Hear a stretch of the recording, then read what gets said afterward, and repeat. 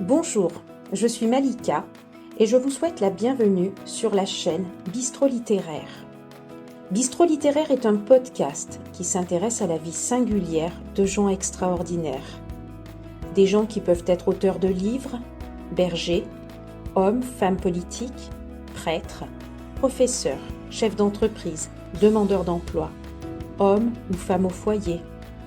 Mais tous ont ce point commun, celui d'être porteurs d'une histoire. Ce qui fait que ces personnes se ressemblent et se distinguent à la fois les unes des autres, c'est qu'elles sont chacune habitées par une puissance de vie au cours de laquelle un événement particulier, marquant, original, s'est inscrit sur leur chemin de vie. Et elles ont accepté, pour vous, pour nous, de dévoiler et de partager ce passage, cet instant, cette expérience qui fait de leur vie un chemin extraordinaire. Parce qu'un proverbe africain nous dit « Un homme qui meurt, c'est une bibliothèque qui brûle », alors, au bistrot littéraire, nous avons fait le choix d'accueillir la finitude de tout un chacun. Et allons donc chercher ces bouts d'histoire extraordinaires qui se cachent dans la bibliothèque intérieure de chacun.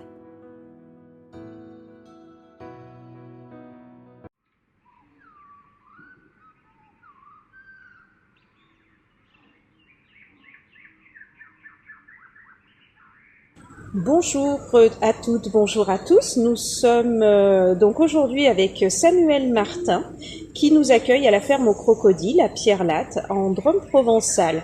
Alors pour vous situer un peu le contexte, nous sommes dans une ferme, une serre tropicale, verdoyante, et nous sommes entourés d'animaux, je vais oser dire improbables. Nous avons des crocodiles autour de nous, des oiseaux qui volent, qui virevoltent, avec des cris d'oiseaux qui pour ma part me sont absolument inconnus. Je ne sais pas à quel animal correspond tel ou tel cri, mais Samuel va nous éclairer. Et justement, je vais maintenant donner la parole à Samuel. Bonjour Samuel, merci de nous accueillir. Bonjour, c'est un plaisir de vous avoir dans cette réserve tropicale. C'est mon royaume. Alors quand je dis mon royaume, c'est un peu présomptueux, mais c'est vrai que c'est un lieu où j'ai passé la totalité de ma vie professionnelle, auquel je suis très attaché. Et quand je dis mon, c'est aussi celui de toutes mes équipes qui travaillent au jour le jour pour faire en sorte que cet hectare de serre soit une véritable réserve tropicale. Alors justement, Samuel, vous avez commencé à parler de votre parcours de vie, de votre royaume, très sommairement. Pouvez-vous nous dire qui vous êtes ? Quel homme êtes-vous ? Vos valeurs, votre histoire, vos croyances, votre vie sociale, professionnelle, personnelle ? Écoutez, je suis un homme déjà d'âge mûr, comme on pourrait dire, 52 ans, et pourtant j'ai souvent l'impression d'être encore un enfant, voire un enfant gâté, parce que je fais, pour parler franchement, ce qui me plaît dans la vie, avec un espace de liberté important pour créer, pour échanger, pour bâtir, et qui rassemble tout un tas de points d'intérêt, à savoir l'intégralité du monde du vivant, mais aussi la diversité sociale, puisque c'est un site touristique qui accueille 300 000 visiteurs par an, donc on voit passer, j'allais dire, la terre entière, toutes les couches sociales. On voit passer des enfants. On a aussi beaucoup de relations avec des pays étrangers. Lorsqu'on part dans des missions ou qu'on soutient des programmes de conservation, on a des relations avec la communauté scientifique, avec les médias, avec du cinéma, avec les administrations. Donc en fait, c'est une activité qui est tellement variée, qui fait appel à tellement de compétences transverses, que j'allais dire, pas le temps de m'ennuyer au jour le jour. Et en fait, dans mon parcours, voilà, moi je suis arrivé dans la région, j'avais 8 ans. À l'âge de 10 ans, on a déménagé à la Garde des Mares, donc un joli petit village. Et le voisin d'en face avait des singes, des lézards, des serpents chez lui, c'était Luc Fougérolles, qui à l'époque avait une serre d'horticulture et de maraîchage avec son frère. Et chez ces deux frangins, avec leur papa, est née l'idée de créer cette serre aux crocodiles. Donc c'était un projet qui, au départ, devait être un projet complètement agricole. Hein. C'est appelé ferme aux crocodiles d'ailleurs pour cette raison. C'est-à-dire qu'on devait faire de la peau, de la viande. Sur la base d'une opportunité, c'était la présence d'eau chaude liée au rejet thermique de Rodif. L'industrie du nucléaire ici était assez dispendieuse en énergie et donc il fallait trouver un moyen de valoriser ces calories excédentaires issues de la chaîne d'enrichissement d'uranium. Et donc ce voisin avait grandi au Maroc, enfin, il a grandi au Maroc. Moi, j'ai passé un bout de mon enfance en Algérie, petit, mais ça m'a marqué. En termes d'hospitalité, en termes du fait que les maisons sont toujours ouvertes, qu'on va chez les uns, chez les autres, que les enfants en fait sont la propriété de si on peut parler comme ça, mais sont en tout cas un bien collectif presque plus qu'un bien lié à la cellule familiale. Et donc je pense que j'ai gardé de cette époque-là l'envie de vadrouiller, de pousser les portes, de poser des questions, de m'arrêter, de prendre les choses comme elles viennent. Souvent, j'étais petit, 3-4 ans, on me disait tu partais dans la montagne et mon père qui était médecin coopérant à l'époque, on lui disait le petit Roumi il est dans la ferme là-bas ou il est là-bas. Donc, et quand il a fallu rentrer en France, j'ai eu beaucoup de mal à supporter les contraintes horaires. J'ai toujours un temps, une conception assez élastique de mon agenda. Je loupe des rendez-vous, je peux être là de façon anticipée, voilà. Mais c'est vrai que ça m'a marqué, même si j'étais tout petit. Et donc tout ça pour dire que mon voisin d'en face avait toujours sa porte ouverte avec ses animaux qui m'attiraient beaucoup, ses serres dans lesquelles il devait pousser des plantes. Il m'a emmené visiter des parcs zoologiques quand j'étais minot. Et voilà. Et donc après j'ai eu toute ma période d'adolescence. Alors j'ai eu un premier point d'achoppement, c'était la classe de seconde. J'en ai fait 3. Donc c'est pour ça que chaque fois qu'on échange avec des parents qui nous disent mon fils, mon gamin, il sait pas trop quoi faire, il patine un peu, voilà, faut pas désespérer, il va peut-être finir par trouver sa voie. Et d'un autre côté, je dis aux enfants qu'à un moment, on n'a rien sans travail. Les choses vont pas tomber comme ça. Quel que soit le parcours, quel que soit à un moment le travail et l'énergie et l'obstination dans le but qu'on veut atteindre est une nécessité. On n'a rien sans rien. Et alors justement, la particularité là de votre présence, de votre vie à la ferme aux crocodiles, j'ai cru comprendre que vous y passiez beaucoup de temps. C'est ça. Est-ce que finalement c'est un travail ou une passion? Est-ce que l'un peut aller avec l'autre ou comment vous vivez cette vie professionnelle ou passionnelle?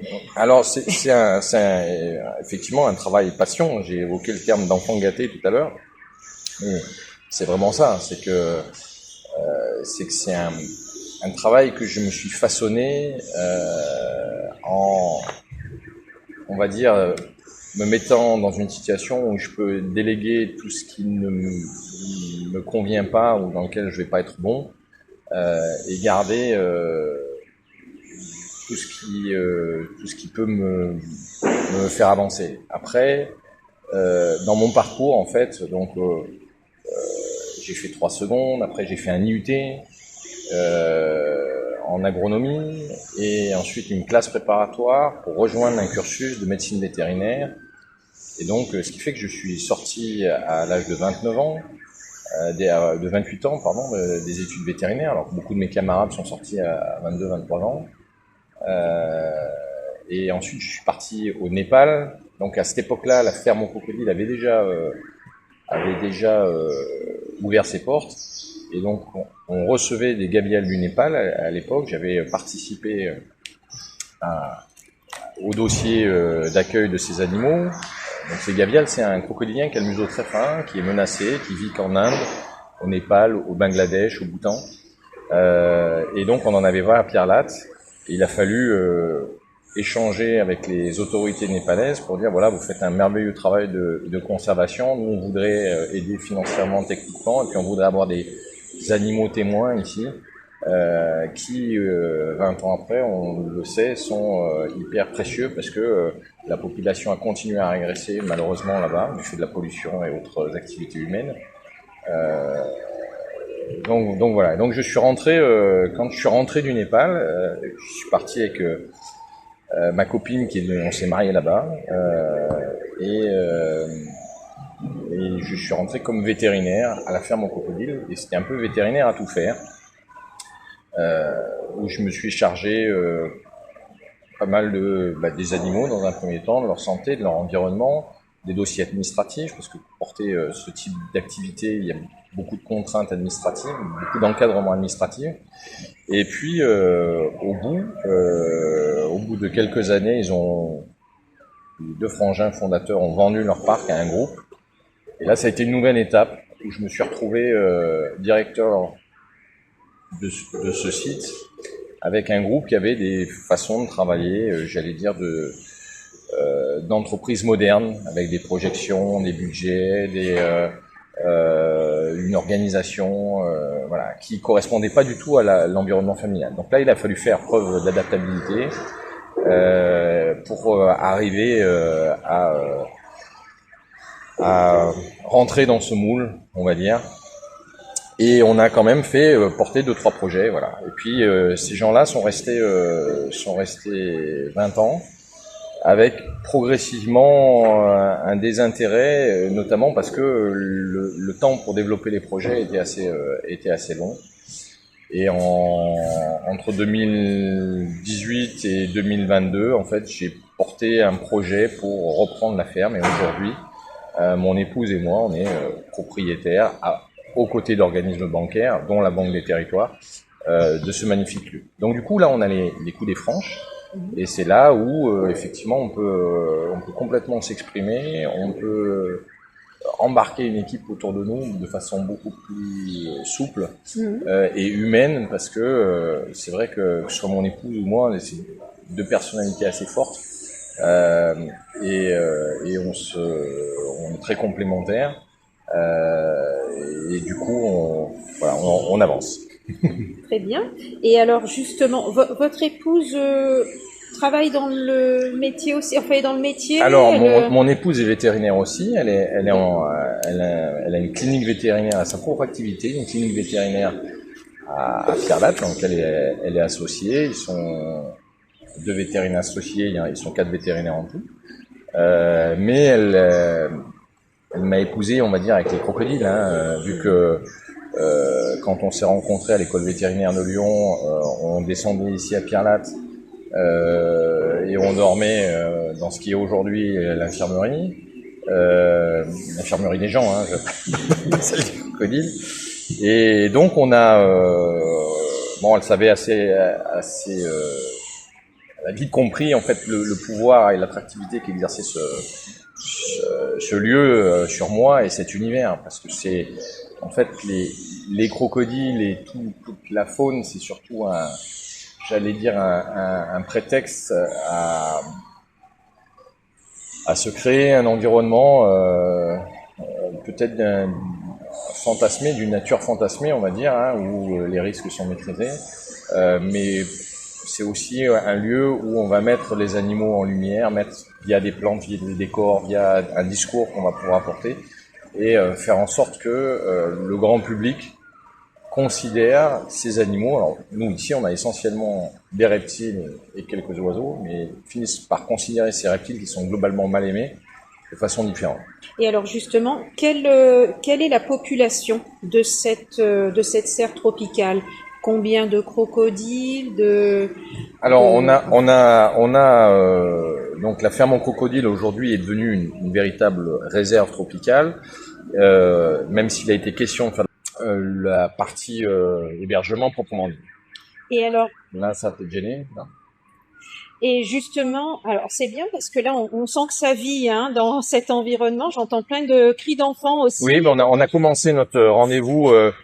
On avait juste les équipes qui commençaient à nettoyer, et puis là, c'est la première animation avec le réveil des oiseaux, le premier repas des oiseaux. D'accord. Voilà. Et donc effectivement ça vit. Hein. Ouais, tout à fait. Et alors pour revenir aux hébergements. Si je comprends bien, l'ensemble des hébergements vont avoir une vue directe sur le parc, sur l'intérieur du parc. Sur une partie de l'intérieur du parc, voilà, une partie dont la scénographie est complètement travaillée pour ça, c'est-à-dire que les points de vue ont été travaillés pour ça. Et voilà. Et donc en fait, c'est là où c'est un vrai défi parce que c'était d'abord une structure d'élevage pour ces fameux faux gavials de Malaisie qui sont classés comme vulnérables sur la liste rouge des espèces de l'UICN. L'UICN, l'Union mondiale pour la conservation de la nature, donc qui est une sorte c'est l'équivalent de l'ONU pour la biodiversité, on va dire. Hein, ça s'occupe aussi bien des plantes que d'animaux. Et cette Union mondiale pour la conservation de la nature est un réseau de spécialistes dans différents domaines de la biodiversité. Alors ça va depuis des sciences de la biologie, biologie des populations, jusqu'à des sciences sociales, puisque en fait, quand on veut faire de la conservation, on sait aujourd'hui que sans l'adhésion de l'homme et des populations locales et de l'échelon jusqu'à l'échelon politique dans un pays donné, ça veut dire en clair que nous, on pourrait sortir 200 gavials du Népal par an.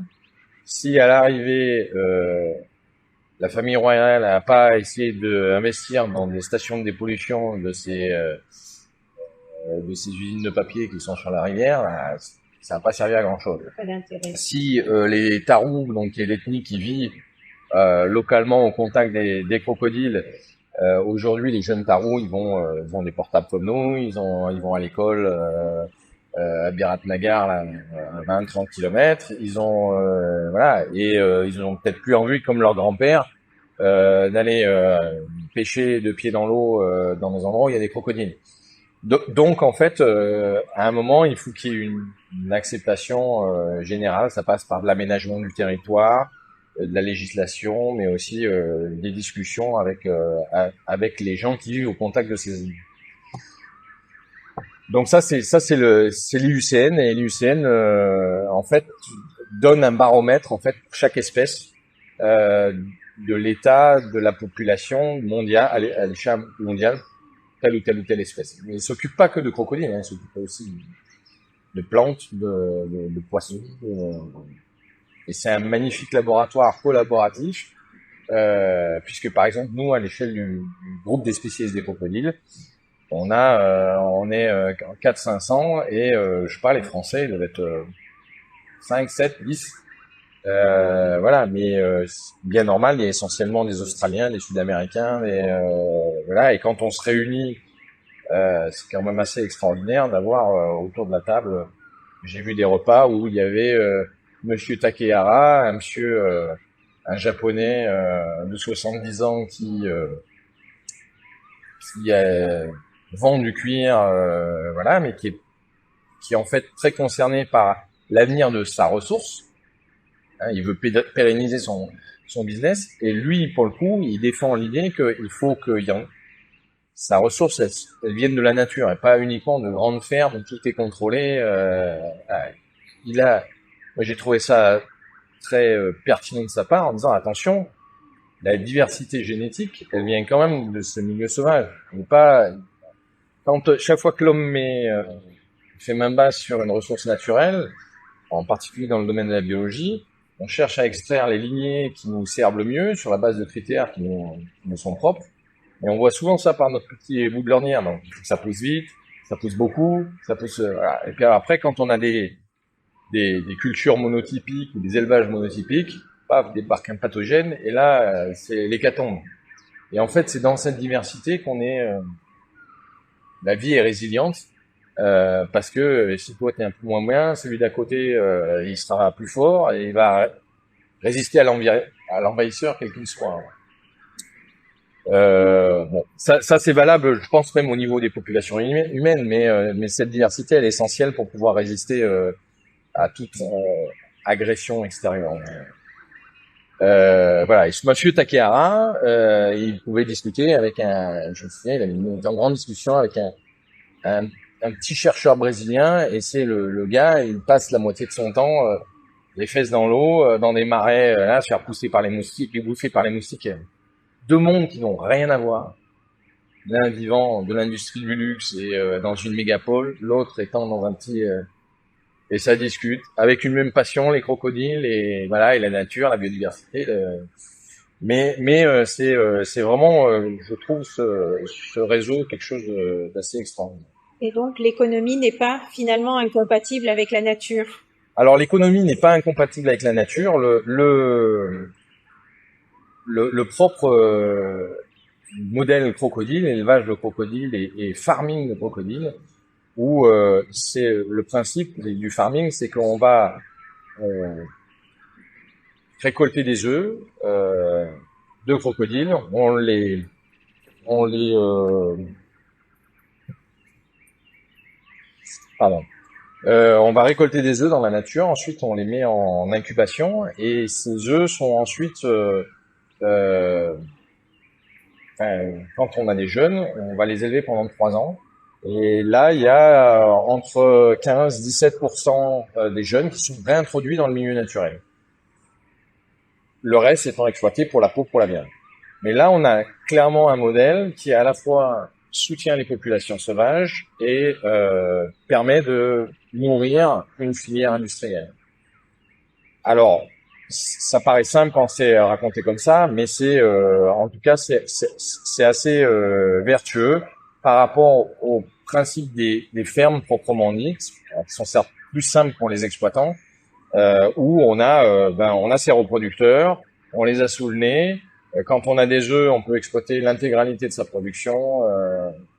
Et nous, au niveau du groupe des spécialistes des crocodiles, c'est ce qu'on essaye de faire passer au niveau des groupes de luxe, de dire attention, si vous vous coupez complètement du monde naturel en ne fonctionnant que sur des fermes comme ça, et ben à terme ça sera complètement vous exposer au fait de ne plus avoir de renouvellement génétique de votre population captive. Alors, je vois un groupe d'enfants qui arrive. Effectivement, oui, ça confirme que ce lieu est vraiment très vivant. Je vois plein d'yeux qui brillent et de fascination. On voit tous ces petits en joie de découvrir ce que la nature peut leur offrir. Ouais, moi, ce que j'aime chez les petits, c'est qu'ils sont, en fait, ils sont exempts de beaucoup de préjugés ou voilà. Donc ils arrivent, ils écarquillent les yeux, ils posent des questions naïves. Voilà, et il n'y a pas d'âge. Hein. Moi, je me souviens d'un petit qui marchait à peine sur ses pattes et qui regardait donc vraiment au ras des barrières entre deux morceaux de grille. Et je pense qu'il a dû me prendre pour son père, mais il me tirait la jambe et il me disait ouh, ouh, en désignant du doigt. Et en fait, chaque fois, il y avait un crocodile et je sentais que c'était frénétique, quoi. Voilà, c'était une découverte pour lui. Et alors moi, ce qui m'a toujours fasciné, c'est qu'il le faisait sur des animaux qui sont immobiles. Et souvent, on me dit je voudrais venir, mais quand les crocodiles mangent, parce que c'est immobile et ça n'intéressera pas les enfants sinon. Écoutez, détrompez-vous, ils font très très bien la différence entre quelque chose d'immobile, on a des tortues alligators par exemple, on dirait un gros caillou, hein, c'est quasi minéral, préhistorique, et les enfants font bien la différence entre silhouette ou cet animal et les rochers qui sont derrière. Donc voilà, ces établissements les établissements zoologiques et un lieu comme le nôtre, c'est quand même un lieu de découverte et d'émerveillement. Et moi, je reste persuadé que le soin qu'on apporte à la mise en scène des animaux, il est essentiel à cette étape où on va s'ouvrir le cœur, les yeux, les oreilles. Et derrière, on a notre service de médiation qui arrive sur un terrain un peu plus fertile pour passer des informations, démonter les idées reçues, changer l'angle de vue ou d'appréciation, mettre les choses en perspective. Ça, c'est plutôt simple. Très bien. Écoutez, nous avons compris que finalement, plus qu'un travail, c'est d'une passion. Ah oui, que oui, vous oui. nous parlez. Et si vous aviez une recommandation, une proposition à faire aux personnes qui nous écoutent, qu'est-ce que vous auriez envie de leur dire? Et ce sera pour nous le mot de la fin. Moi, je vais parler de la nature parce que c'est quelque chose qui m'interpelle, la nature et de la beauté. Il faut garder les yeux ouverts. C'est-à-dire que on a autour de nous plein de choses qui sont très belles, du petit, du grand, voilà. Mais je pense une de mes grandes forces, c'est de pouvoir continuer à 50 ans à m'émerveiller sur un beau coucher de soleil, un beau paysage, un vol des tourneaux. Voilà. Et c'est pas, j'ai la chance de pouvoir aller voyager, d'aller très loin, mais on a autour de chez nous des trésors. Moi, j'habite sur des contreforts là du plateau ardéchois à Bourg-Saint-Andéol. On a probablement dans le coin des guêpiers qui nichent. Quand ils reviennent au printemps et que j'entends leur cri, je me régale de savoir qu'ils sont par là. Et tout maintenant, année après année, je suis devenu sensible à ça. Et j'allais dire 3-4 fois dans l'été, c'est des animaux qui ont des couleurs fabuleuses, irisées. J'ai des choses qui sont des petits, on dirait des glimpses, là, des petits éclairs, de trucs où tu te dis waouh, j'ai de la chance d'avoir mes deux yeux, de voir ça. Et c'est autour de nous. Et on peut faire la même chose. Moi, il m'arrive de m'extasier sur les lichens, la façon dont ça pousse, les couleurs que ça peut avoir. Bon. Prenez le temps de regarder autour de vous. Il y a plein de belles choses. Et là, vous invitez donc nos auditeurs à la contemplation. Oui. Ah, la contemplation, c'est important. Hein. Pendant la contemplation, en fait, on fait un peu le vide et moi, immédiatement derrière, je peux avoir des phases où je vais me réappuyer sur ce que j'ai vu, sur cette phase pour trouver une idée. Merci Samuel Martin pour ce temps que vous nous avez consacré, pour ces belles découvertes. Et puis, au plaisir de se retrouver à la ferme aux crocodiles, à la serre tropicale, ferme tropicale. Ouais, réserve tropicale. Voilà, on a Hein? ici ou ailleurs, hein. Ici ou ailleurs. Ici ou ailleurs, ouais. Merci à vous. Merci.